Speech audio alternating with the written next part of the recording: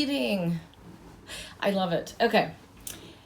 I'm a little old school, and I feel like the next generation coming up is a little bit better about research and just implementing and even continuing it. I think people really want to learn. The issue is the information that's already out there.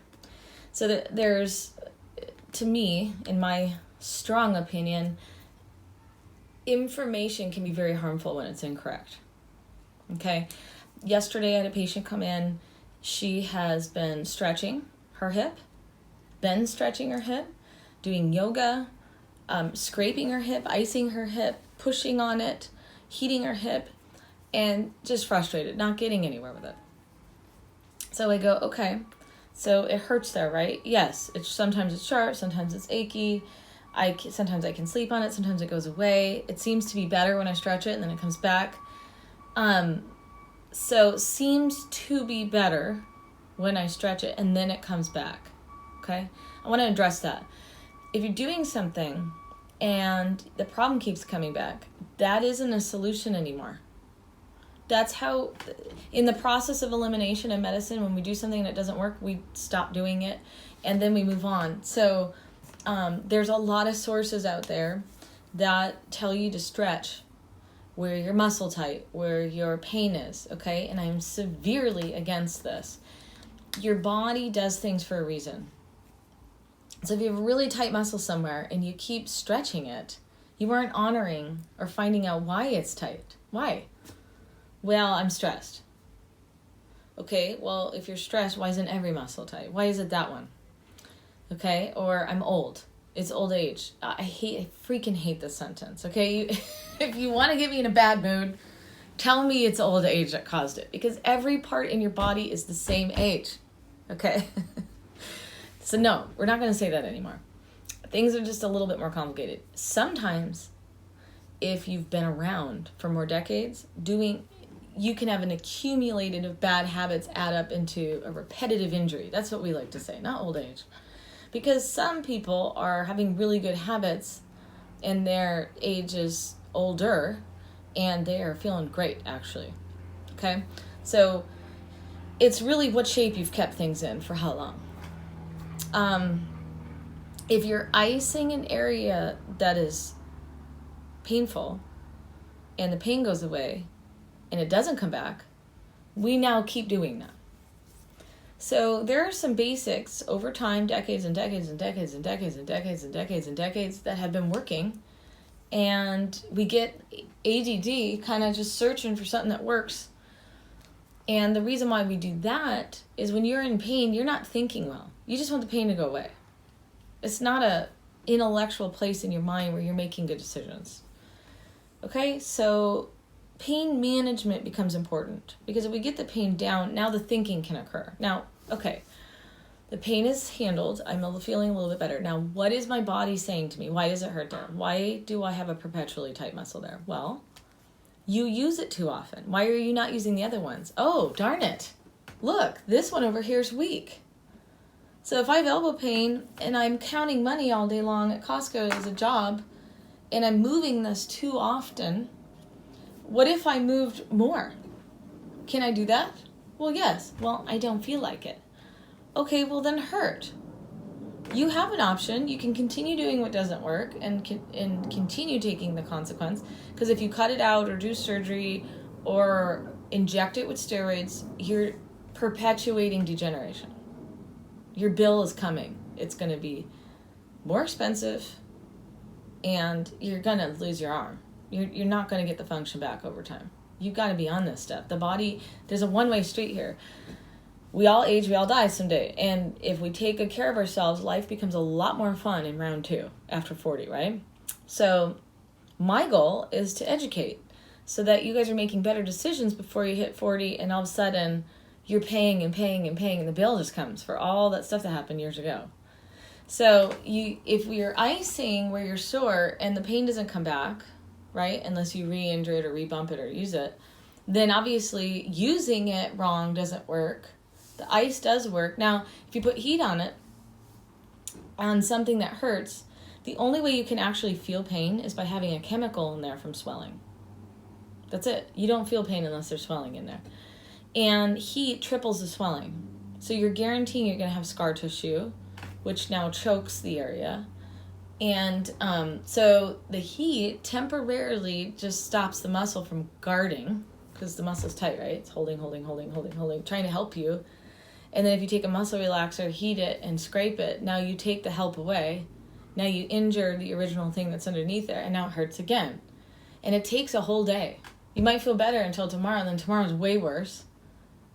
Yet you keep doing that because you get 2 seconds of relief or an hour, and you keep hurting it. So it's fascinating. It's kind of a cycle. So I just want to really clear this up. You ice what's sore. You can heat what is tight away from the soreness. You don't heat inflammation. And it becomes really easy to remember if you think of a sprained ankle. I mean, really, most people have rolled their ankle before, okay? Or sprained their wrist or shoulder. And it hurts for like 3 months or so, and then it gets better. That's it. That's the basic understanding of a sprain. And when you take a ligament or a joint tissue and you stretch it, overstretch it, because that's what a sprain is, it has to heal. Now, when you're preparing chicken and you got to rip that white stuff off the muscle to eat, you do that because you can't chew through it, because it's not flexible. And when you tear that stuff, it's very slow growing, like a very deep cut on your arm. And nobody sits there and yells at their arm because the cut's not growing fast enough. They don't put heat on it. They don't scrape it, because then it has to start over. And some people are really self-abusive and they pick their scabs, and that's not healthy. You're interrupting the healing process constantly because you're impatient and you're attacking yourself. So that's unhealthy behavior that really destroys the process, and you're not grateful for the process. I mean, I'm just grateful that my body heals. I don't want to be in the way or create now a longer path due to that. So if you actually do massage around, so if the elbow is hurting and I ice it and I brace it like a sprained ankle, and then I do massage around the shoulder and wrist, taking the pulling and yanking off the injured section, and then the power to it is corrected by having good posture at my neck, and I exercise the weak ones to help the one that was overdoing it, I have what we call a perfect plan. You heal optimally, the quickest and most efficient possible. All the other solutions are a temporary, distraction from pain, but pain is telling you that remodeling's going on and so the pain is a benefit. Trying to shut it up all the time allows you to go back to doing the wrong things that got you there to begin with. So, heat is great. Epsom salt soaks are great. Away from any area of pain. I don't care what you heat, as long as it's not the area that hurts. It's really effective if it's next to where it hurts. So if I'm heating my bicep when my elbow hurts, I'm going to help my elbow, because now my bicep's not yanking on something that's trying to heal. And it's very complicated. I mean, there's like 20 muscles in here just trying to deal with the way that my neck, wrist, and mid-back is. And every day, because we don't understand our own bodies, we minimize that. And we don't understand that there are real doctors out there that love this stuff. Dr. Quinn is my extremity specialist. He took over for me years ago, and I do extremities every day with my concussion patients to start implementing neurological feedback to the brain. So it's extremely important. Please don't take heat or ice, lightly. It really does create a problem for the doctors when you're overheating. I hope that helps clear up the air a little bit. Some people absolutely hate hearing this, and they completely disagree with me, and to each their own. Again, you can be in pain and have the consequences, or you can understand how the body works. We've known this for hundreds of years now, so I think it's time to adopt what works and just move on and implement it into the way that you deal with your body, because life happens. You're going to have some injuries, and I want you to be prepared. So my entire team at Just for the Health of It will be able to help with this, including my front desk, my seat. Everybody's been trained well in how to apply heat or ice. Getting the specifics and diagnostics on exactly what muscle where is even better. So coming in for an appointment, getting that taken care of, and then removing restrictions and supporting hypermobility. So if you tore a tissue, we can stabilize it with kinesio tape, rock tape, so that when you're sleeping and moving, you don't have to worry about how you move. Some people don't really want to go through the hassle of figuring that out, and we can support it with artificial measures and get a good response. So anyway, healing is fun. The body is freaking amazing. I mean, it's the coolest thing. I study on a daily basis, and I'm a total professional nerd. That's what I love to do. And I will be making some more videos, and we will also be putting together like a visual.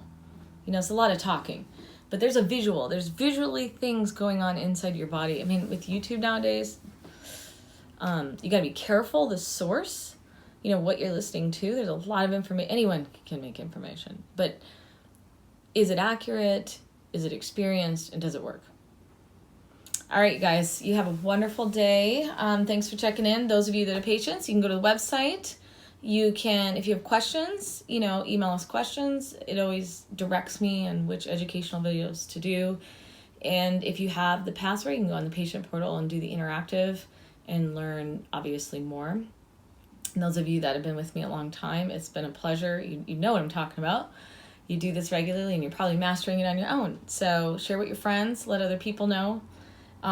That's how humans work. We spread the word, and life is short. It's good to have some good hacks while we're here and save us the pain and suffering that it takes if we don't know what to do. All right, you guys. Aloha.